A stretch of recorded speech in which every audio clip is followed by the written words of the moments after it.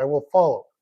And the king heard the words of Terah, and his anger was kindled, and he considered him in the light of a fool.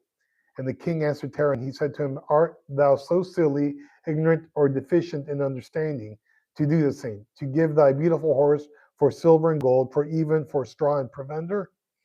Art thou so short of silver and gold that thou should do this thing, because thou canst obtain straw and provender to feed thy horse? And what is silver and gold to thee, or straw and provender, that thou should give away that fine horse which I gave thee, like which there is none to be had on the whole earth? And the king left off speaking, and Terah answered the king, saying, Like unto this has the king spoken to his servant. Sorry, there's quite a bit. I beseech thee, my lord and king, what is this which thou dost say unto me, saying, Give thy son, that we may slay him, and I will give thee silver and gold for his value. What shall I do with silver and gold after the death of my son? Who shall inherit me? Surely then my death, the silver and gold will return to my king who gave it. And when the king heard the words of Terah, the parable which he brought concerning the king, it grieved him greatly, and he was vexed at this thing, and his anger burned within him. And Terah saw that the anger of the king was kindled against him, and he answered the king, saying, All that I have is in the king's power. Whatever the king desires to do his servant, that let him do. Yes, even my son, he is in the king's power without value in exchange, he and his two brothers that are older than he. And the king said to Terah, No, but I will purchase thy young son for a price. And Terah answered the king, saying, I beseech thee, my lord king, to let thy servant speak a word before thee, and let the king hear the word of his servant. And Terah said, Let my king give me 3 days' time till I consider this matter within myself and consult my family concerning the words of my king. And he pressed the king greatly to agree to this. And the king hearkened to Terah, and he did so, and gave him 3 days' time. And Terah went out from the king's presence, came home to his family, and spoke to all of them the words of the king, and the people were greatly afraid. And it was on the third day that the king sent to Terah, saying, Send me thy son for a price. I spoke to thee, and thou shalt not do this. I will send and slay all thou hast in thy house, so that thou shalt not even have a dog. And okay, interesting. A dog, talking about dogs. So sounds like dogs were already around prior to the flood. When you listen to the story, though, you can hear pieces of Esther, pieces of King Herod, pieces. I mean, it's like the whole Messianic Bible story being told in bits and pieces. It's weird. And Terah hastened, and the thing was urgent from the king, and he took a child from one of his, and there's more that you're going to go like, uh-oh, deja vu. So let's keep on reading. And he took a child from one of his servants, which his handmaid had born to him that day, and Terah brought the child to the king and received value for him. And the Lord was with Terah in this matter, that Nimrod might not cause Abram's death. And the king took the child from Terah with all his might and dashed his head to the ground, for he thought it had been Abram. And this was concealed from him from that day, and it was forgotten by the king, as it was the will of providence not to suffer Abram's death. And Terah took Abram his son secretly, together with his mother and nurse, and he concealed them in a cave, and he brought them their provisions monthly. And the Lord was with Abram in the cave, and he grew up, and Abram was in the cave 10 years. And the king and his princes, soothsayers, and sages, though that the king thought the king had killed Abram. And Haran, the son of Terah, Abram's oldest brother, took a wife in those days. Haran was 39 years old when he took her, and the wife of Haran conceived and bare a son, and they called his name Lot. That should be a familiar name. And she conceived again and bare a daughter, and she called her name Milcah. And again she conceived and bare a daughter, and she called her name Sarai. Haran was 42 years old when he begot Sarai, which was in the 10th year of the life of Abram. And in those days Abram and his mother and nurse went out from the cave, as the king and his subjects had forgotten the affair of Abram. And when Abram came out from the cave, he went to Noah. Again, let me read that again. And when Abram came out from the cave, he went to Noah and his son Shem, and remained with him to learn the instructions of the Lord and his ways. And no man knew where Abram was. And Abram served Noah and Shem and his son for a long time. And Abram was in Noah's house 39 years. And Abram knew the Lord from 3 years old. And he went in the ways of the Lord until the day of his death, as Noah and his son Shem had taught him. And all the sons of the earth in those days greatly transgressed against the Lord, and they rebelled against him, and they served other gods, and they forgot the Lord who had created them in the earth. And the inhabitants of the earth made unto themselves at that time every man his god, gods of wood and stone, which could neither speak, hear, nor deliver. And the sons of men served them, and they became their gods. I believe this was due to Nimrod, his influence. And the king and all his servants and Terah with all the household were then the first of those that served gods of wood and stone. So it sounds like Terah had something to do also with making these carved images. And Terah had 12 gods of large size made of wood and stone after the 12 months of the year. And he served each one monthly, and every month Terah would bring his meat offering and drink offering to his gods. Thus did Terah all the days. And all the generations were wicked in the sight of the Lord, and thus they made every man his god, but they forsook the Lord who had created them. I remember once I said one of the primary jealousies we see in the book of Isaiah from the Lord is that they don't recognize him as creator. You see that in there quite a bit. And there was not a man found in those days in the whole earth who knew the Lord, for they served each man his own God, except Noah and his household, and all those who were under his counsel knew the Lord in those days. And Abram, the son of Terah, was waxing great in those days in the house of Noah, and no man knew it, and the Lord was with him. And the Lord gave Abraham an understanding heart, and he knew all the works of that generation were vain, and that all their gods were vain and were of no avail. And Abram saw the sun shining upon the earth, and Abram said unto himself, surely now this sun that shines upon the earth is God, and him I will serve.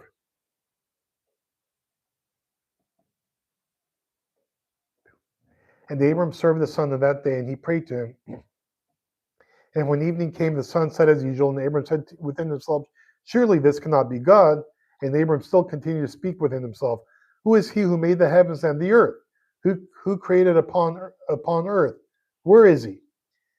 And night darkened over him, and he lifted up his eyes toward the west, north, south, and east, and he saw that the sun had vanished from the earth, and the day became dark.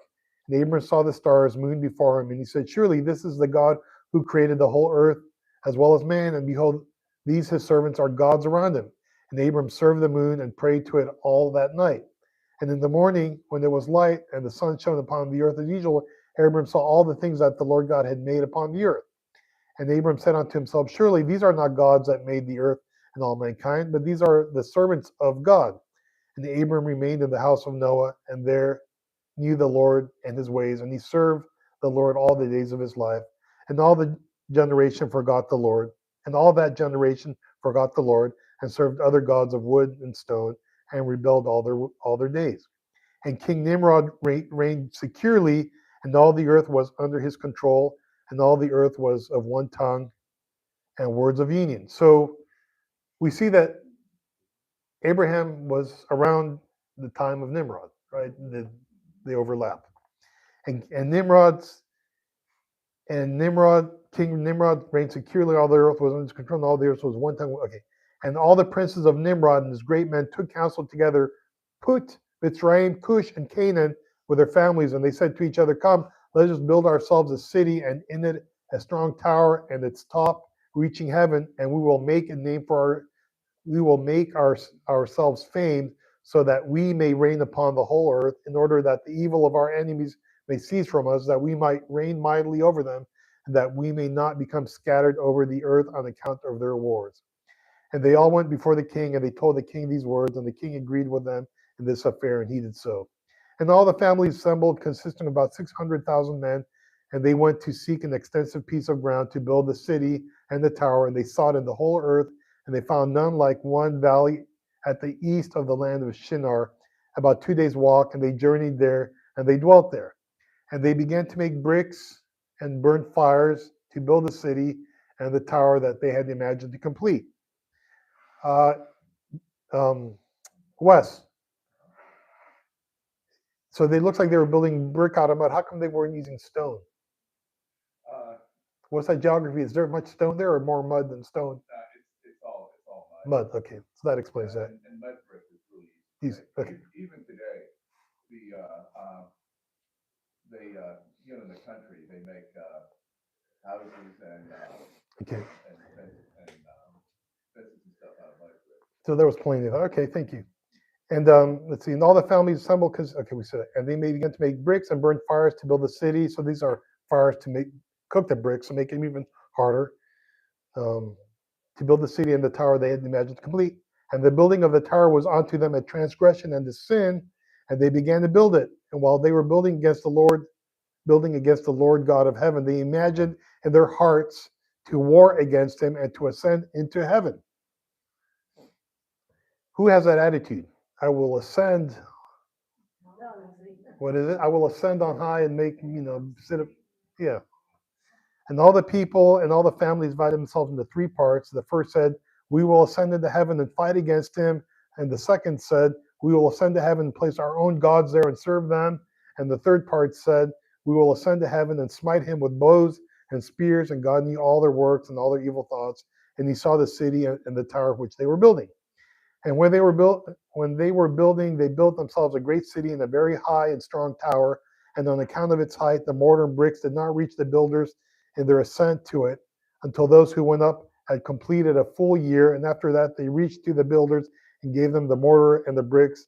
Thus was it done daily. I don't know, that's a hard one to swallow. And behold, these ascended and others descended the whole day. And if a brick should fall from their hands and get broken, they would all weep over it. And if a man fell and died, none of them would look at him. And the Lord knew their thoughts, and it came to pass when they were building, they cast the arrows towards the heavens, and all the arrows fell upon them, filled with blood. And when they saw them, they said to each other, surely we have slain all those that are in heaven. For this was from the Lord in order to cause them to err, and in order to destroy them from off the face of the ground. And then they built the tower in the city, and they did this thing daily until many days and years were elapsed. And God said unto the 70 angels who stood foremost before him to those who were near him, saying, come, let us descend and confuse their tongues, that one man shall not understand the language of his neighbor. And they did so unto them. And from that day following, they forgot each man his neighbor's tongue, and they could not understand to speak one in one tongue. And when the builder took from the hands of his neighbor lime or stone, which he did not order, the builder would cast it away and throw it upon his neighbor, that he would die.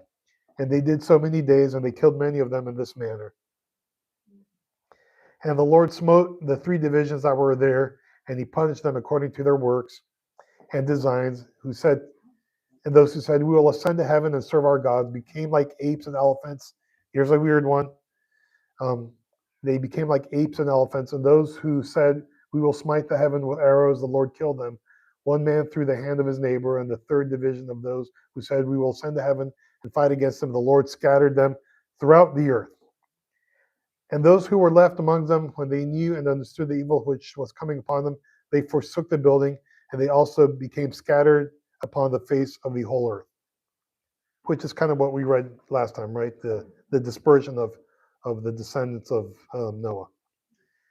And they ceased building the city and tower. Therefore they called that place Babel, for the Lord confounded the language of the whole earth. Behold, it was at the east of the land of Shinar. And as to the tower which the sons of men built, the earth opened its mouth and swallowed up 1/3 part thereof. And the fire also descended from heaven and burned another third.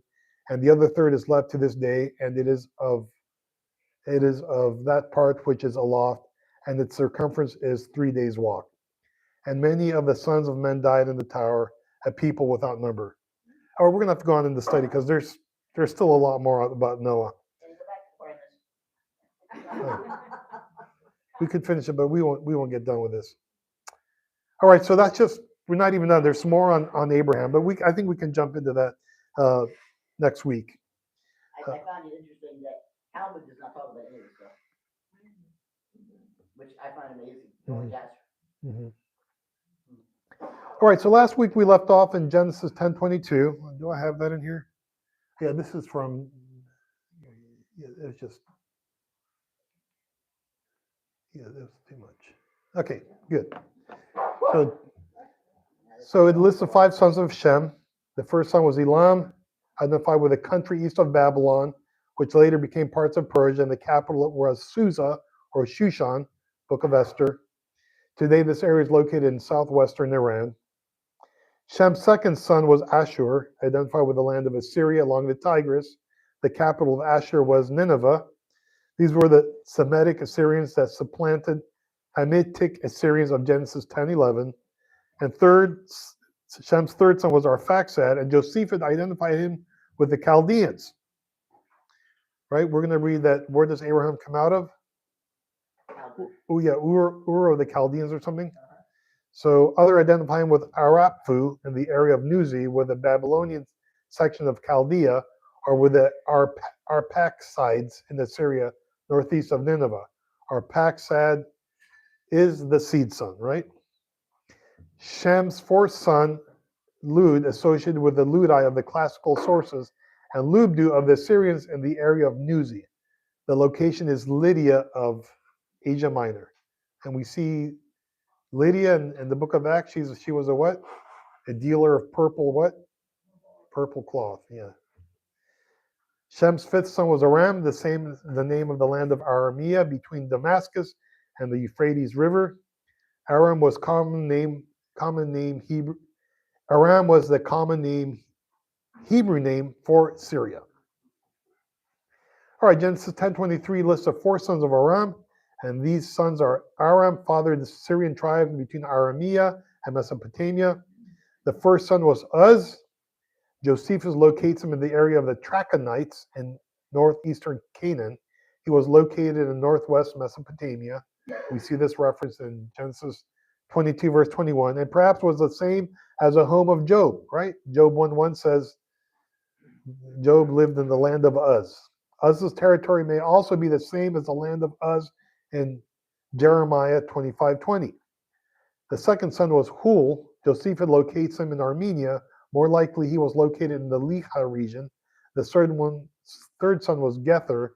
His specific location is unknown, but Josephus puts him in Bactria, in northern Afghanistan.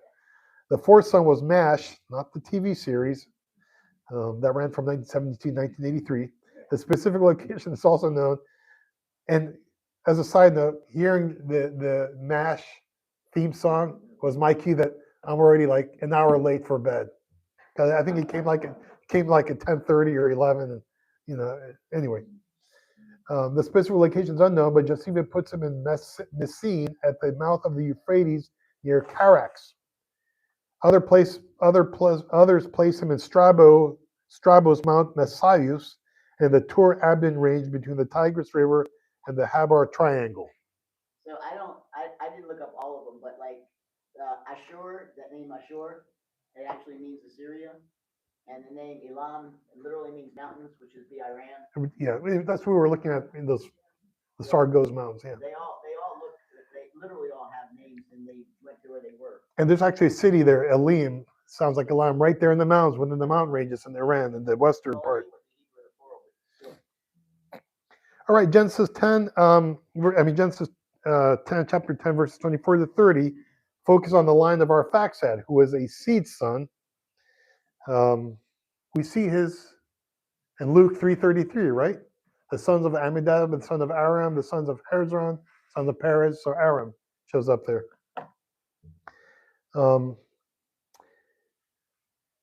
Okay, so verse 24 states, and Arphaxad begot Shelah. Shelah's location is unknown. Now the Septuagint and the Book of Jubilees state that Arphaxad begat Kenan, and Kenan begat Shelah, placing Kenan between Arphaxad and Shelah. The shorter order is picked up in Luke chapter 3, verses 35 through 36. So again, in Luke, it's the seed line, right? That's the Messiah, the line of Messiah. Obviously, the Hebrew text behind the Septuagint included a generation left out by the Masoretic text. Then Shelah begot Eber. Eber is the name of the region of Ur of the Chaldeans. Haran and Padan Aram, and Eber is the father of the Hebrews. Verse 25 lists the two sons of Eber, and unto Eber were born two sons. The name of the one was Peleg, for in his days was the earth divided. The name Peleg means to divide. Now, some identify this event with the continental divide. Nope. Or the continental drift. However, contextually, it's more likely refers to the language division of the Tower of Babel judgment. Look, if the continents are going to divide like that for thousands of miles, everything's going to get leveled. And you'd have to move very fast. Anyway.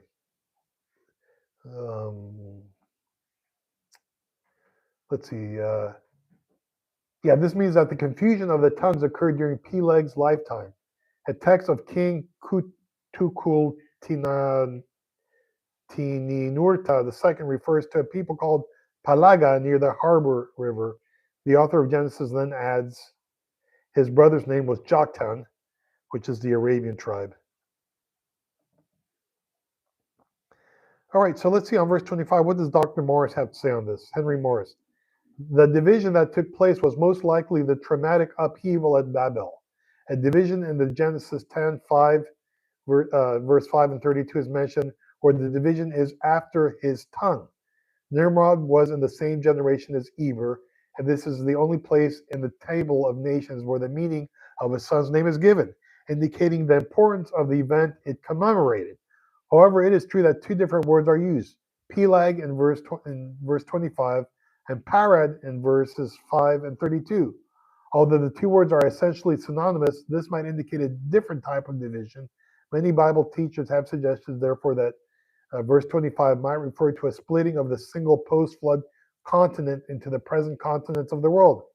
They associated the modern scientific model of seafloor spreading and continental drift with this verse. It should be remembered, however, that the continental drift hypothesis has by no means been proved, and the verse seems to refer more directly to the division into families, countries, and languages.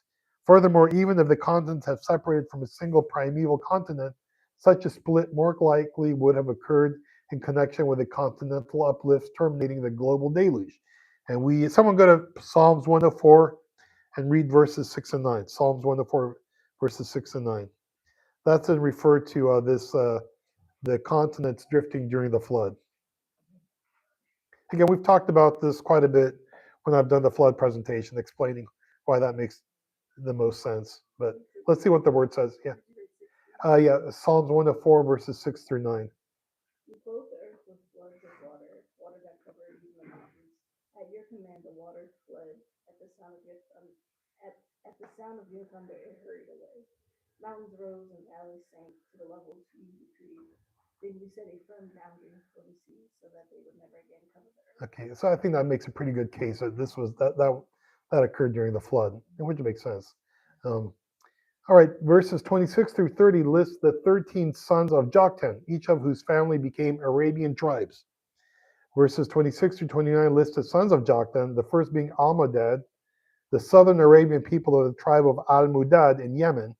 The second son was Shelef, listed in the Sabian inscriptions and Arabic geographical notations.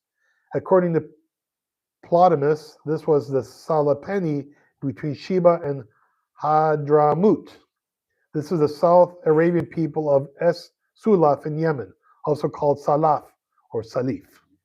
The third son was Hazar Maveth, whose name appears in the Sabian inscriptions and in the classical text. Located in Hadramut of South Arabia, the fourth son was Jerah, the Jerak next to the Hazar Maveth. The fifth son was Hadaram, the Adramite in South Arabia. The sixth son was Uzal, which is the old name for modern Sana'a, the capital of Yemen.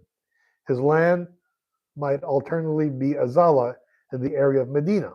The seventh son was Dikla and Dakala of Yemen, the Dakala of Yemen. The eighth son was Obal, the Abel of South Arabia or Yemen. The eighth son was Obal, the Abel of South Arabia or Yemen. I think I'm repeating myself. The ninth son was Abimael. Nothing more about him is known.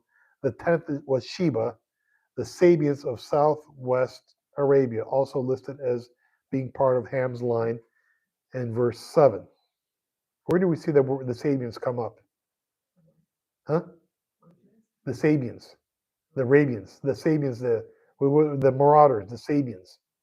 And Job, remember? That was when the Sabians came in and took all the cattle and camels and whatnot. I think it was. Did you tell them what Nimrod meant? Nimwit, dummy? Nimrod. Yeah, I thought it means like dummy or something. No, it means rebel or let us Oh, rebel. okay, thank you. Rebel. Let us rebel. So let's see where we said, the ninth son was Abimael, nothing more about him known. The 10th was Sheba, the Sabians of Southwest Arabia, also listed as being part of Ham's line in verse 7. The 11th was Ophir, identified with Afar, the Sabian capital. Some identified Ophir's territory with Somalia or Somaliland, or Minnesota. His are famous for its gold. 1 Chronicles 29:4, 2 Chronicles 8:18, Job 22:24, 28:16, and Psalms 45:9. The 12th son was Havilah, located on the west coast of Arabia, north of Yemen, also known as Qalan in Arabia Felix, and also mentioned in Ham's line in verse 7. The 13th son was Jobab, the Yobarite mentioned by Plotinus in southeast Arabia. His land was also identified with the town of Juhaibab in the area of Mecca. Now, verse 29 concludes all these were the sons of Joktan. Now, verse 30 concludes with the borders of their land, and their dwelling was from Misha, which is the southwestern border, as you go towards Sephar, which is the eastern border, the mountains of the east. Now, in verse 21, the colophon, which is an inscription at the end of a book or manuscript, usually with facts about its production. These are the sons of Shem, division by tribes after their families, division by languages after their tongue, division by territory in their lands, division by nations after their nations. Again, remember, this is a chapter 10 is a post-scattering of the people. There are a total of 26 nations, and the time span covers 5 generations. Now, how long is a generation? 40 years. So 5 times 40 is what? Yeah, 400 years have gone by. And now we conclude with verse 32. This verse wraps up the table of nations. The first phrase summarizes the whole chapter. There are the families of the sons of Noah after their generations in their nations. The second phrase states, of these were the nations divided in earth after the flood. The cause of the division is going to be talked in the next chapter. Now, the number 7 and 12 are emphasized in Genesis 10. First, the number 7 again plays a rather prominent role in 10 ways. First, the word eretz, or land, is found 14 times, which is, we're going to be learning simple math today, which is 2 times 7. Second, the word eretz is found 7 times in those verses that specifically speak of the division of Noah's offspring. We see this in chapter 5, verses 25-32, chapter 11, coming up, 4, 8, and 9. Third, Japheth had 7 sons. Fourth, Japheth had 7 grandsons. Fifth, Japheth fathered 14 nations. 2 times 7. 6, the sons of Cush, number 7, excluding Nimrod. 7th, the sons of Mizraim are 7. 8, the sons of Joktan, with Joktan, a number 14. 9th, the word B'nai, meaning sons of, is found 14 times. 10th, the combination of the genealogical term Avi, meaning the father of, and Banim, meaning sons, and Toldot, meaning generations of, and the verb Yalad, meaning begot, appears 28 times, which is 4 times 7.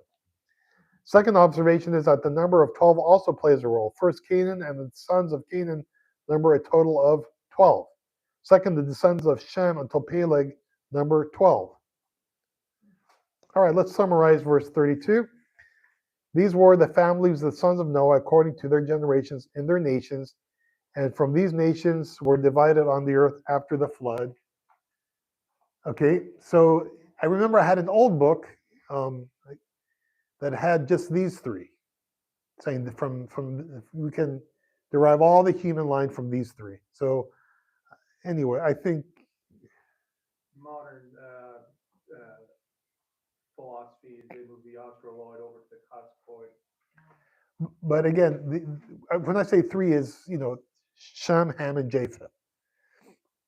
Now, it's very easy to get this whole mix of different types of people, because if we look at dogs, just picture any dog. You can get a poodle, a chihuahua, a Great Dane, a pit bull, a mastiff. They all came from the gray wolf, right? So you can see mixing of people. You can get the varieties we do today out of just those 3. All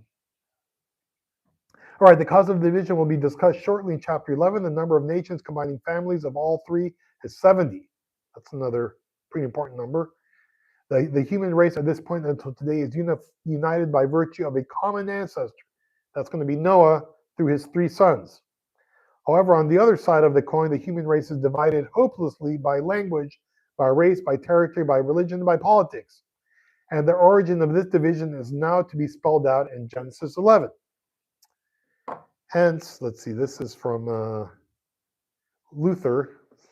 This is cited in Boyce. Quote, hence, one must consider this chapter of Genesis a mirror in which to discern that we human beings are, namely, creatures so marred by sin that we have no knowledge of our own origin, not even of God Himself, our Creator, unless the Word of God reveals these sparks of divine light to us from afar. This knowledge, the Holy Scriptures reveal to us. Those who are without them live in error, uncertainty, and boundless ungodliness, for they have no knowledge about who they are and whence they came. All right, so we saw this, the table of nations, um, put on the map, so to speak, here. We saw,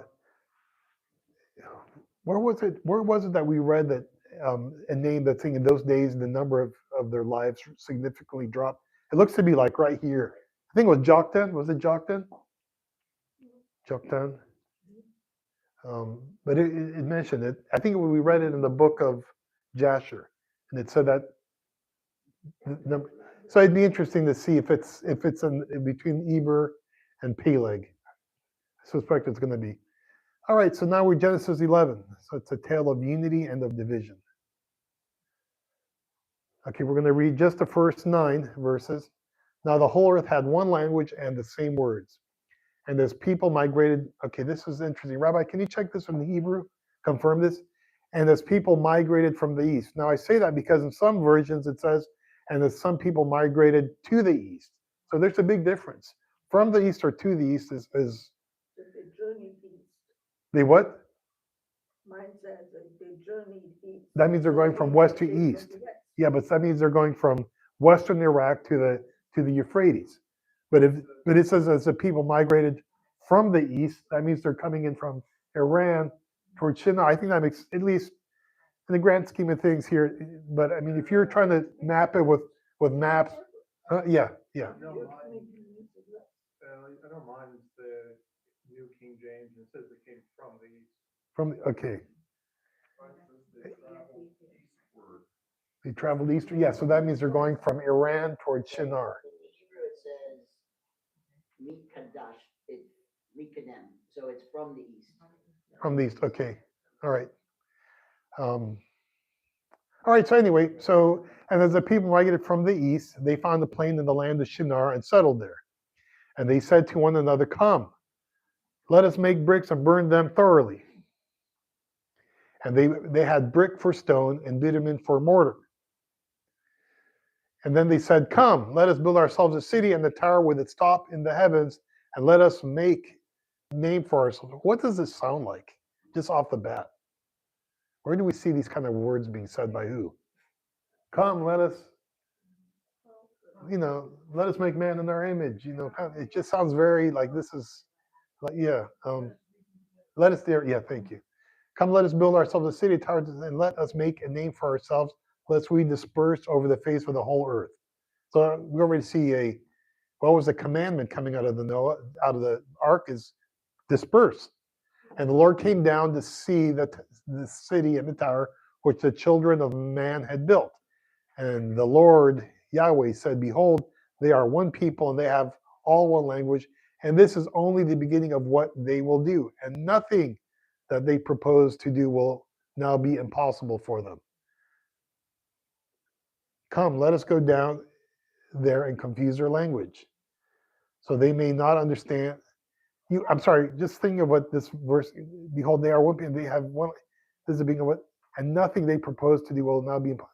It almost sounds like in the Garden of Eden, he says, if they eat after they ate from the, what is it, the tree of good and evil, there was the tree of life, and they said they will live forever. I don't know why. All right, come, let us go down there and confuse their language. It's almost like he's mocking what they're saying, right? The people are saying, come, let us build, and then God's saying, come, let us go down and confuse their language, so that they may not understand one another's speech. So the Lord dispersed them from there over the face of the earth, Genesis chapter 10, that we just read, and they left off building the city. Therefore its name was called Babel, because there the Lord confused the language of all the earth, and from there the Lord dispersed them over the face of the earth. All right, verses 1 through 9 follows the law of recurrence because it explains how the dispersion of chapter 10 took place. In Genesis 10, the nations were already dispersed. How did they get that way? Well, the answer is by the events we will be looking at here in chapter 11. And it also helps to explain why Nimrod later left Babylon, and went to Assyria. And it also explains exactly what happened in the days of Peleg. All right, verses 1 through 4. Verse 1 begins by describing what the original state was. And it is the whole earth was of two things. First, there was one language. The Hebrew word literally reads of one lip. As already noted, that language was Hebrew. Since all names are Hebrew names prior to this chapter, and all the word plays only make sense in Hebrew. Second, the whole earth was of one speech. The Hebrew term means words. All people had one vocabulary.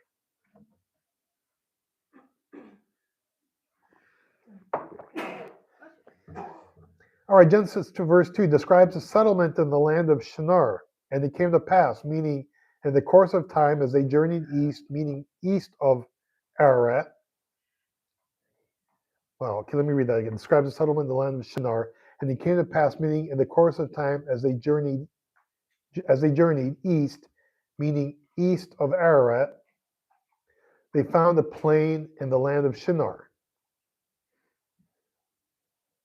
I'm trying to understand what he's saying here. As the people migrated from the east, they found a plain in the land. But he's making it sound like meaning east of Ararat, As which the people was migrated from the east, which means they would have been going west. They found a plain in the land of okay. Shinar and settled there. Again, because I've been looking at the Google Maps, I'm trying to figure out. Okay, which way did they go? Because it's there. You can look at it, but there's more than one way to get there. But anyway. All right, and it came to pass, meaning in the course of time that they journeyed east, meaning east of Ararat, that they found a plain in the land of Shinar. The word plain means it was good land for cultivation, and Shinar means Babylonia. That is where life originated, and now the survivors of the flood and their families came back to it. Then verse 3 and 4 describes a rebellion against God, and this rebellion comes in two stages. The first stage in verse 3 was the making and building material. And they said to one another, come, let us make brick for building purposes and burn them thoroughly. This is to make bricks hard and to make them last a very long time. The result was that they had brick for stone. Indeed, South Mesopotamia is rich in alluvial deposits, but is extremely short in stone, as Wes just confirmed. Furthermore, slime they had for mortar. They used bitumen because they had no clay to use as mortar. So they were using what, tar? Is that what that is? Yeah. Okay. Tar, they had to essentially use asphalt, also called slime. The second stage in verse 4 was to build a city and a tower. And they said, come, let us build what they want. Let us build. And what they want to build is two things. Number one, they wish to build a city. The desire for a city as such existed even before the flood. Remember, we see this in Genesis chapter 4:17. But here and now, their desire comes to full fruition. In this case, the city was Babylon, which gives explanation of the circumstances of chapter 10, verse 10, and the beginning of his, which would be Nimrod's kingdom, which is Babel. Now, second, they wanted to build a tower. Some believe that's kind of the leftover of possible of the Tower of Babel. Notice the similarity in constructions of, these are the ones in Mexico, southern Mexico. So this one has a very weird thing, and you only know that this was demonically inspired. I think it's at the summer solstice. It's at the summer solstice, or when the sun is halfway between. The shadows here. See, this is a snake head. It does an undulating. Just for a few minutes, it does undulating the way the sun is moving. And people come, you can see videos of it. And it's like it's doing this. Look, you're telling me that wasn't demonically inspired? I don't know. That's higher knowledge. Anyway, this is in Croatia, Bosnia. They're pretty confident those are pyramids there. And you're going, no, that looks like hill. Look at all the trees there. Oh, wait a second. They've done some excavation there. But we do have a history, a record of what it looks like before we uncover it. Look at the pyramids in Mexico before they clean them up. That looks just like that. Yeah. So it's possible. I'm not saying it is. I'm just saying it's possible. Are you saying as soon as they separated, they Well- started building pyramids, basically ziggurat pyramids all over? Well, I think this is what comes out of the land of Shinar, part of that false religion, which we're going to see later, building these pyramids. But my point is that they believe this is even bigger than the ones in Mexico, in Croatia, and they're pretty confident they're doing excavations that this is a pyramid. I'm just saying that if you say no, it's impossible. Look, there's trees and growing out. Well, you would have said the same thing about this pyramid as well, unless they would have cleaned it up. So. Which is interesting, makes you question, did people put dirt up there or did it just over time, dust and storms settle there? I agree. And I know that because where I work, we have this abandoned building. And it hasn't been abandoned now for 12 years, maybe 15 years. And there's these huge trees growing on from the roof there now. They're big. It's like just, yeah. All right. So. Okay, so again, they want to build a tower with a goal whose top may reach unto heaven, or literally with its peaks in the heavens. The very name Babylon in Hebrew, Babel, means the gate of God. So the gate of God sounds what in the occult? Starts with a P. Portal. Sounds like a portal.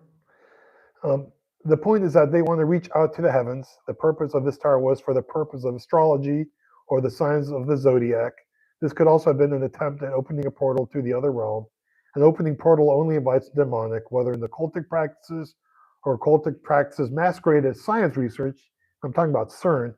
This act marks the beginning of false religion and idolatry. And that's very important. Because what does Psalms 115 verses 1 through 11 say? Not unto us, O Lord, not unto us, but your name give glory. See, they're saying, let's build something for our name, right? Make a name for ourselves. No, we're supposed to make a name for him. But for your name give glory because of your mercy, because of your truth. Why should the Gentiles say, so where is their God? But our God is in heaven. He does whatever he pleases. The idols are silver and gold, the work of men's hands. They have mouths, but do not speak. Eyes they have, but do not see. They have ears, but they do not hear. Noses they have, but they do not smell. Wasn't Abram kind of saying something like that earlier in the book of Jasher? They have hands, but they do not handle. Feet they have, but they do not walk. Nor do they mutter through their throat. Those who make them are like them. So is everyone who trusts in them. O Israel, trust in the Lord. He is their help and their shield. O house of Aaron, trust in the Lord. He is their help and their shield. You fear the Lord, trust in the Lord. He is their help and their shield. All right, so idolatry includes anything whereby one's devotion and energy is given to the created rather than creation, rather than the creator. It's rejection of God in one's life. Again, we can look at some of the effects if you read Romans chapter 1, verses 18 through I think 27. So from the New Testament, Paul tells us in 1 Thessalonians chapter 1, verses 9 through 10, turn to God and flee from idolatry. Now, what are some forms of idolatry? Image worship. We see this in Acts 17:29. Icons and images to protect, pray to, represent. How about nature worship? We even see this going back in the Old Testament. 2 Kings chapter 23, verse 5. Some turn to the stars for guidance rather than the creator who made them. Deuteronomy 4:19. That's reading, your tarot cards and all that other stuff. The signs. Self-worship. Actually, that's an interesting one. I'm not familiar with this one. Can someone go to Philippians chapter 3, verse 19? What do they mean by self-worship? Oh, like that McLean lady. I am God. I am God. Who was that movie she did? Shirley MacLaine, where she runs on the shore of the beach and yells, I am God. Philippians chapter 3, verse 19. for destruction. Their God is their appetite. They brag about shameful things, and they think only about this life here on earth. Okay. To satisfy one's own desire rather than God's, Romans chapter 16, verse 17, 18. Lovers of pleasure rather than lovers of God, 2 Timothy 3, 4. Covetousness,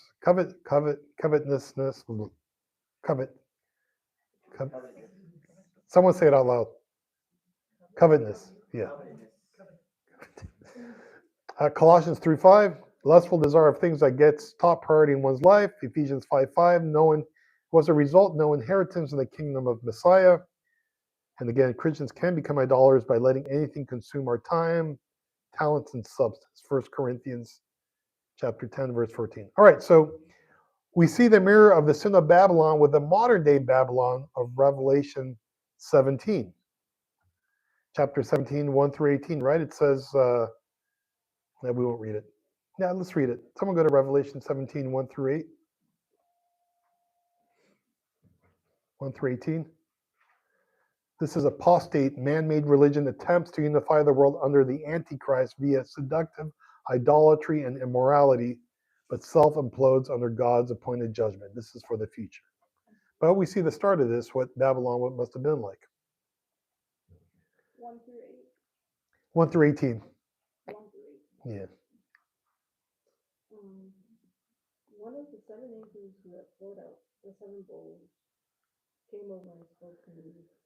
Come with me, he said, and I will show you the judgment that is going to come on the great prostitute who rules over many waters. The kings of the world have committed adultery with her. The people who belong to this world have been made drunk by the wine of her immorality. So the angel took me in the spirit into the wilderness. There I saw a woman sitting on a scarlet beast that had 7 heads and 10 horns, and blasphemies against God were written all over it. The woman wore purple and scarlet clothing, and beautiful jewelry made of gold and precious gems and pearls. In her hand she held a gold goblet full of obscenities, impurities of her immorality, and a mysterious name was written on her forehead, Babylon, the great mother of all prostitutes. You can stop right there. Thank you. All right, so ancient Babylon, under the rule and influence of Nimrod, marks the beginning of false religion and idolatry. That is why, as we just read, Revelation 17:5 refers to Babylon as the mother of harlots or prostitutes, the mother of all false religious systems. So all false, where did all false, according to the scriptures then, where could have all false religious systems begin? Babylon, yep. The building of this tower expressed a people's desire for a new religion, and so Nimrod became Marduk, or as it appears elsewhere, Merodach, who was the chief god, lowercase g, of Babylon. Now, question: who else in history claimed to be divine, a god, so to speak? Herod, right? The Caesars, right? They were gods. You see that all the time in the movies because they were considered like gods. How about today? We see the same trappings in China, North Korea, with their dictators, right? Who are you supposed to put an image of in your house? Kim Jong-un. Right? That's mandatory. I think in China, is that in China as well? I don't know if you have to do it in China, but certainly in North Korea. So again, they think they're gods, little G's. That's why you see that huge statue of Xi Jinping there in China. It's huge. It's of gold, but he's sitting. He's not standing like Nebuchadnezzar's. All right, their next desire was, let us make a name. They had a desire for a city, a desire for a tower, and now they had a desire for a name and reputation. This desire too existed before the flood. We see this again in chapter 4, verse 17. All right, so here's the birth of humanism, something that is human-centered, with all the wrong motivation, motivated from pride. And we know where pride originates from. The motivation was, lest we be scattered abroad upon the face of the whole earth. But what was the command from the Lord? Spread. This is an act of rebellion against God in violation of the Noahic covenant in Genesis 9:1 and 9:7, which commanded them to scatter throughout the world. Now, according to rabbinic interpretation of this verse, they paraphrase the people saying, quote, it does not rest with God to choose the celestial sphere for himself. and to sign the earth for us. Let us then make war against him. All right, so the judgment of God begins in verse 5 with God's observation, and Yahweh came down to see the city and the tower. Here the author uses anthropomorphic satire to satire what puny man is trying to do. Again, we see this in Psalms 2, right? Why do the nations rage? Why do the heathen plot a vain thing? The Lord laughs at them from heaven. Something like that. What's that? Derision, thank you. Man plans and God laughs. Yeah. No matter how high man towered, God still has to come down to see it and to get a better look. And we'll see this a little bit later in Genesis, right? When he comes down and visits Abraham, and then he goes to Sodom and Gomorrah to see if the outcry is as bad as it is. Again, that's he knows. This shows that God is interested in the affairs of men, that God is so high and man is so puny that God had to come down to get a better look. What he came down to see is the city and the tower which the children of men built. The word for men here is Adam, meaning mankind or humanity. Based upon the tense here, the city and the tower were actually completed.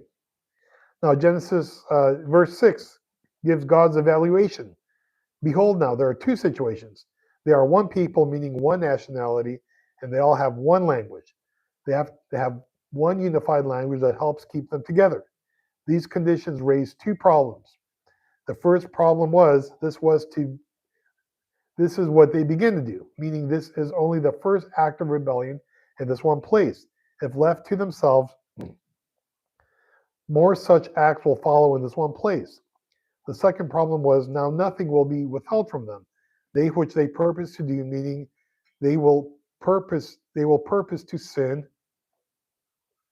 in many other ways as well. While no one can thwart the purposes of God, nothing will be able to thwart the purpose of man unless this initial project, which is an act of rebellion against the divine rule, is stopped. The roots of the two words thwart and purpose are used elsewhere only in Job 42:2. The rabbis interpret this verse as meaning, quote, with such unity, they will enthrone idolatry for all time so that no man will be able to turn to the worship of the true God. Now, this provides as an example of the failure of government to restrain lawlessness. Now, doesn't this look like where we are headed today? As wise old Solomon stated in Ecclesiastes 1:9, what has been is what will be, and what has been done is what will be done. There's nothing new under the sun. All right, in verse 7 comes the judgment. And God said, come, let us go down. This is a going down for the second time. However, this time it was not to observe, but to thwart man's purpose. Once again, the word us, the plural pronoun, is used, implying the plurality and the Godhead. Now, when we read Book of Jasher,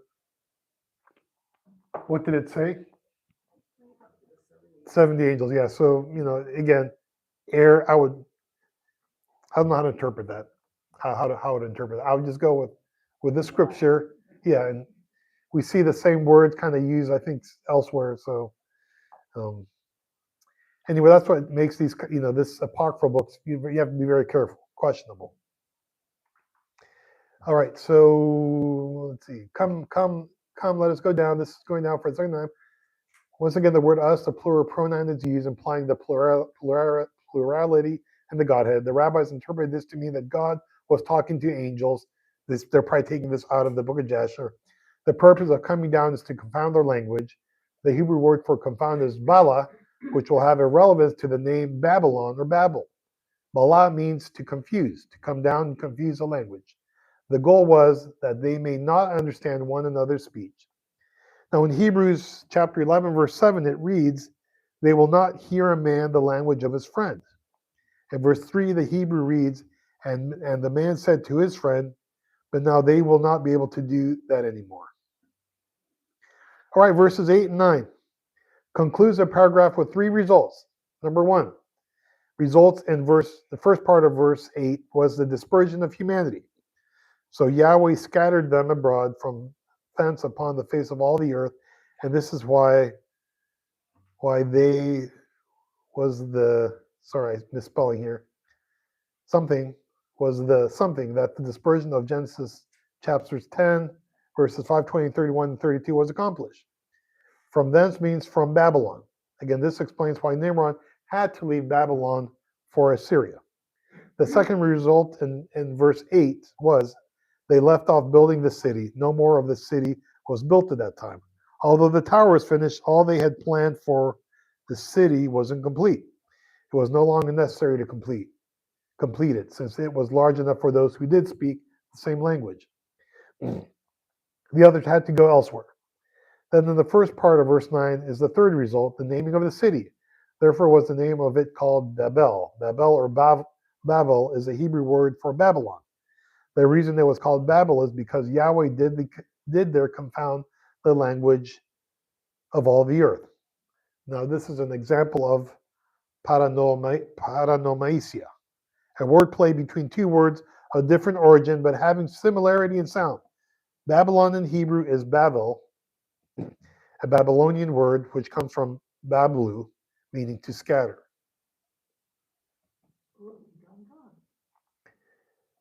Another Babylonian word is Babilu, which means the gate of God.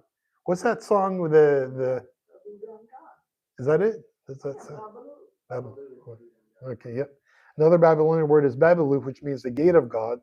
In my opinion, the portal has become a scattering. However, the word confuse comes from the Hebrew word balal, which means to confuse, to confound, to loosen the coherence of a thing, or to babble confusion. The contrast is from the gate of God to the gate of confusion. While the people called it Babel, the gate of God, God made a Babel of it. Now, the second part of verse 9 summarizes the results. First, because Yahweh did confound the language of all the earth, this is the origin of the multi-language world. The one world language will be restored when? Messianic kingdom. Zephaniah chapter 3, verse 9. Second, from thence did Yahweh scatter them abroad upon the face of all the earth, in contrast to their goal in verse 4. Notice that settlers to the continental U.S. shortly began to migrate which direction? West. So we do have the tendency of migrating. Now, question, what did Nimrod's reign and socialism, communism have in common?